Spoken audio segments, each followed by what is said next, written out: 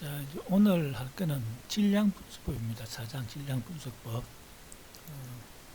질량 분석이라는 말은 말 자체가 질량을 분석한다는 이야기죠. 질량을 분석합니다. 매스, 질량, 매스가 질량이죠. 스펙트로미터, 질량을 분석한다는 이야기입니다. 앞에서 우리 IR은 원자 내의 원자 사이의 결합에 에서 생기는 진동에 의해서 우리가 빛을 흡수하는 것을 이용해서 분수하는 거였고, UV는 전자가 흡수하는데, 자외선 흡수하는데 전자의 들뜸에 의해서 우리가 전자 UV를 흡수함으로써 이렇게 에너지를 흡수하는 걸 분수하는 거고, 또 앞에서 NMR은 핵 자유 공명포로서 핵 자전, 수소의 핵이죠. 수소의 자전에 의해서 기인된 것이 수소 NMR이었습니다. 수소를 분수하는 거였죠. CNMR은 탄소를 10분을 쓰는 건데, 탄소 12가 분석되는 게 아니고 탄소 13이 분석된다 그랬죠. 탄소 NMR은 많이 안 쓰고 수소 NMR을 쓰면 많이 씁니다. 근데 오늘 할 질량 분석법은 좀 더 이야기했듯이 질량을 분석하는 것인데, 선문을 봅시다. 고진공, 아주 높은 진공 중에서 가열기화된 시료 분자에 분자가 있습니다. 시료 분자가 있습니다.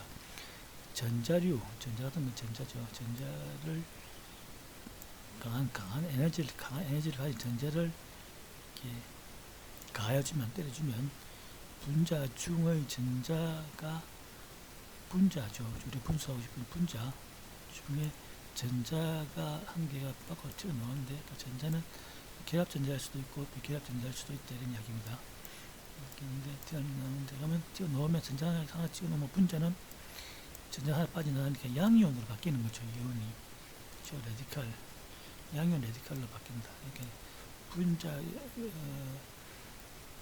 양이 M이라 그러면 M이 전자가 빠져나왔으니까 M 플러스로 바뀌는 거죠. M 플러스로. M 플러스에서 이것을 우리가 분자 이온이라고 하기도 하고 모이온이라고 하기도 합니다. 모이온이 생성된다. 다시 말해서 무슨 말이냐 그러면,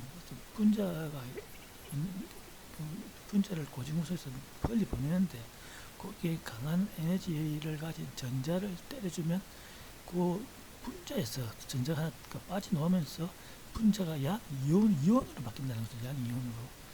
전자는 음이온 빠져나오면 분자 전체가 양이온이 되는 거죠. 양이온이 된다, 이런 이야기입니다. 이해됩니까? 그 시료 분산 샘플에서 전기 배포에 충분히 큰 에너지가 가진 전자 흐름을, 충분히 큰 에너지, 전자 에너지 흐름을 충돌시키면 M이 전자에다가 부딪혀서 M 플러스로 바뀌고 전자 한 개가 빠져나온다는 이야기가 됩니다. 그렇죠? 이런 같은 형태로 있는 메커니즘에 따라서 양이온이 생성된다 그랬죠.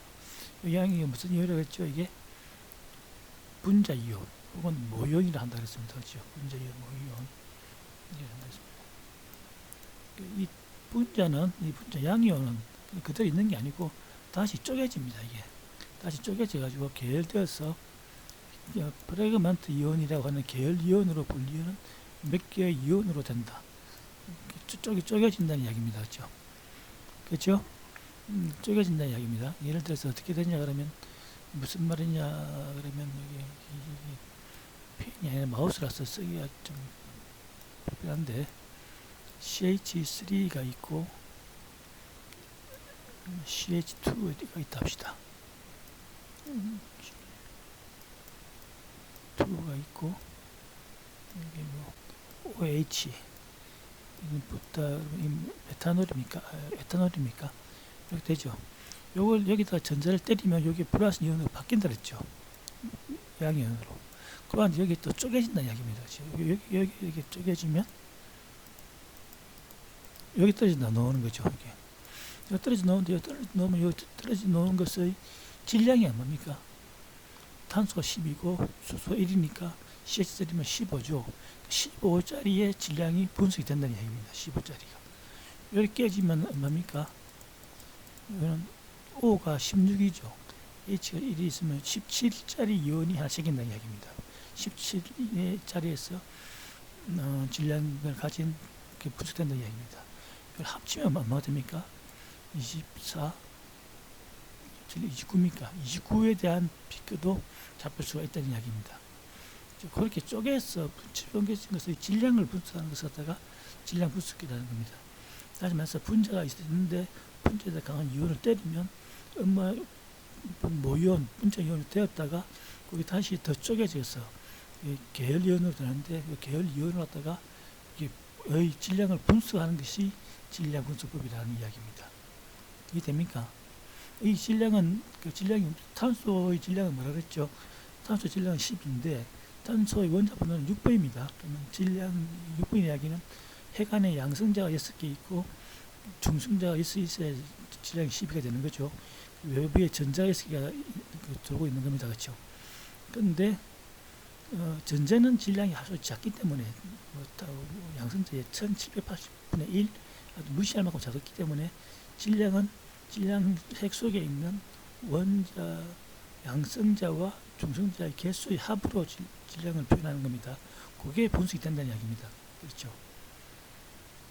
그렇죠? 근데 이제 이런 이런 이온들, 계열 이온들의 질량과 전하, 일가라 그랬죠, 일가.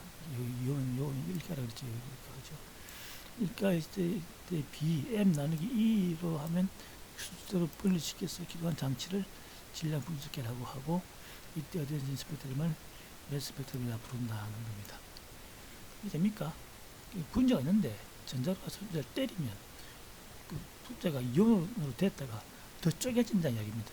쪼개지는 것을 이온화되어 있는 쪼개진 것을 갖다가 분석해서 질량을 분석해서 질량 크기별로 이렇게 나누어서 스펙트럼을 그려보면 그것을 질량 스펙트럼, 매스 스펙트럼이라 부른다 이런 이야기입니다.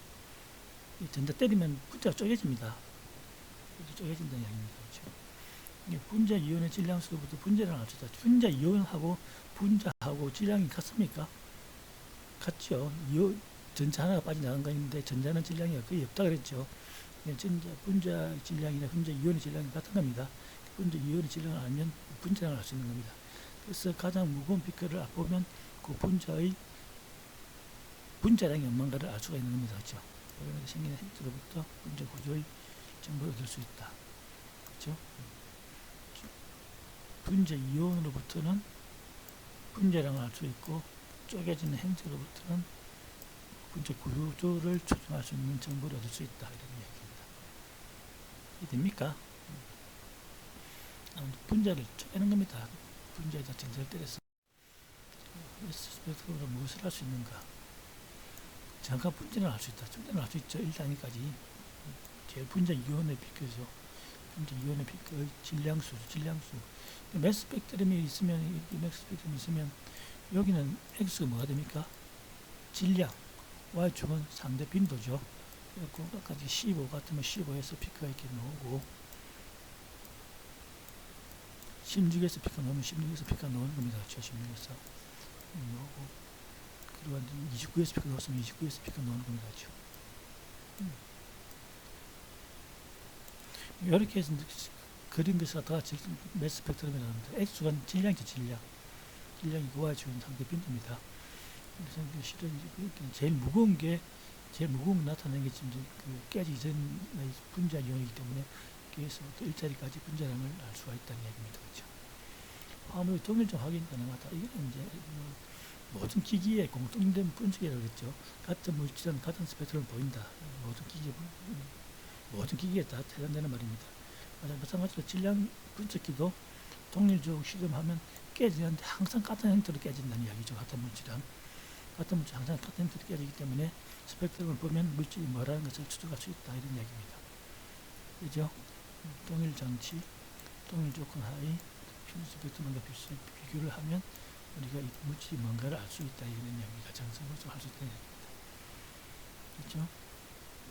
프라그먼트 이온, 깨지는 계열량씩 깨지는 핵실로부터 미지 모르는 물질의 분자 구조를 추정할 수 있다. 이런 이야기죠. 추정할 수 있겠죠. 분자 내에 CL, BR 등의 원자 수를 알 수 있고, 원자 수, 분자량이죠. 분자량, CL의 분자량이 뭡니까? CL의 분자량이 뭐죠? 35.5라고 우리가 이야기하죠. 35.5라는 이야기는 무슨 이야기입니까? 35.5라는 이야기는 지금 우리가 이렇게 질량이 그 분자 핵 안에 있는 그 양성자와 중성자의 개수라 그랬죠. 개수인데 개수가 35개면 35개고 36개지 35.5라는 건 없잖아요. 0.5개 중성자 0.5개 있다 이런 말은 없는 거잖아요. 그렇죠? 근데 그것은 35분자 35.5라는 이야기는 동위원수가 있는데 CL의 원리가 35짜리가 있고 37짜리가 있습니다.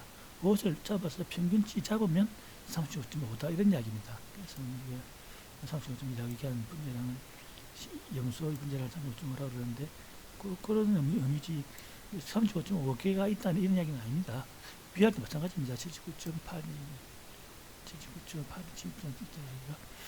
됩니다. 그렇죠? 그래서 뭘 알 수 있어? 동위체의 존재량도 파악할 수 있다. 동위체가 있으면 이제 아무래도 질량이 늘어나니까 보통 동위원소의 존재량도 파악할 수 있다. 이런 이야기입니다. 그렇죠?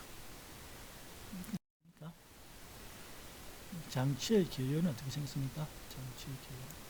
먼저 이온화시키게 되는 거죠. 시도에다가 전자를 때려서 분자 이온을 만들고 또 쪼개진 계열을 만들어야 되는 거죠. 그렇죠. 이온화실에서 도입까지 샘플을 도입하고 여기다 전자총을 이렇게 시도가 가는데 전자총 때리면 여기서 뭐가 됩니까? 이온화가 되는 거죠. 분자 이온하고 계열 이온이 되는 겁니다. 슬리트가 있어서 옆으로 빠지면 못가게 막고 직선으로 가는 이온만 보내면 여기서 마그네틱 필드, 자기장이죠. 자기장을 지나면서 질량 분리가 생기는 겁니다. 질량 분리해야지 우리가 스펙트럼을 얻을 수 있는 거죠. 그런데 이제 분리된 이온들을 검출기가 필요한 겁니다. 콜렉터 서이트가. 이거 갖다가 이제 컴퓨터나 플로터에 응시켜서 그림을 그려내면 우리가 매스 스펙트럼을 얻을 수가 있는 겁니다. 그죠? 이온화성 시키고 이온된 질량 분리, 여기 제일 중요한 거죠. 질량 분리되는 거죠. 그래서 분리된 이온의 검출, 분리된 이온이 얼마나 많이 있는가, 분자량 12짜리가 얼마큼 있는가, 13짜리가 얼마큼 있는가, 10짜리가 얼마큼, 14짜리가 얼마큼 있는가, 이런 걸 분석이 된다는 거죠. 그래서 질량 스펙트럼을 얻을 수 있다는 이야기입니다. 이제 중요한 부분은 이 부분이죠. 이 부분. 질량을 분리시키는 부분이 제일 중요합니다. 분리시키고 검출하는 거니까 검출 기능 있으면 검출되는 거고, 저건 고진공하여서 이제 풀어주고 싶은 실을 넣으면 깨진다 이런 이야기입니다. 그렇죠? 이온 발생 장치는 먼저 시료 분자 흐름의 직각 방향으로 전자를 때려 분자를 이온화시킨다, 깬다는 얘기죠. 이온화시킨다는 이야기는 무슨 말입니까? 전자를 한 개를 내놓는다 이야기죠. 전자를 하나 내놓으면 플러스 양이온이 생깁니다. 그렇죠? 음이온이 생기는 경우는 없습니다. 전자가 같이 붙어가지고 음이온이 되는 경우는 없습니다. 그래서 전자를 함께 빼내는 게 그래서 양이온을 만드는 게 이야기입니다. 도입된 전자 에너지가 기체 분자의 이온 에너지보다 커야지 이온화 되는 거죠. 그렇죠? 구조에서 이온 연소가 되는 프로그램한테 이온, 계열 이온을 얻기 위해서는 70 일렉트론 볼트 정도 이온화 전압이 필요하다. 그렇죠? 보통 유기 분자의 경우는 이건 잘 깨지니까 한 10 정도는 일렉트론 볼트 정도는 시료가 다 깨집니다. 무기물 같은 거는 70 일렉트론 볼트, 유기물 경우는 10에서 20 일렉트론 볼트 정도만큼이 된다고 볼 수가 있겠습니다. 그렇죠? 조금 이따가 이어갑시다.